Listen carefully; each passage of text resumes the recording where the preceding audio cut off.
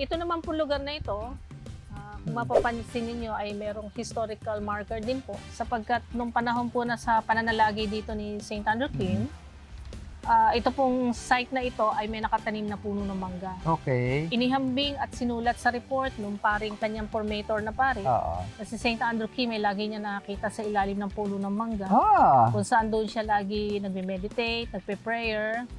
At dyan din siya nag-iiyak kapag naalala niya yung kanyang family at saka yung mga kapwa niya Koreans Kasi na pinapapatay malayo. na. Oo, pinapapatay na. Pinapapatay.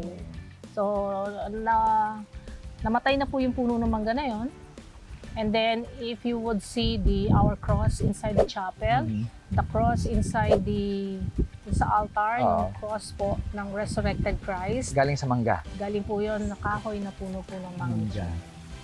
Grabe, no? So, yung sacrifices siya talaga nung time na mag-seminarista, di ba? Lahat yun ay pinagdaanan niya. Opo, sapagkat nga hindi po tanggap sa kanilang Sa bansa Korean, ang pananampalatayang Katoliko. Catholic.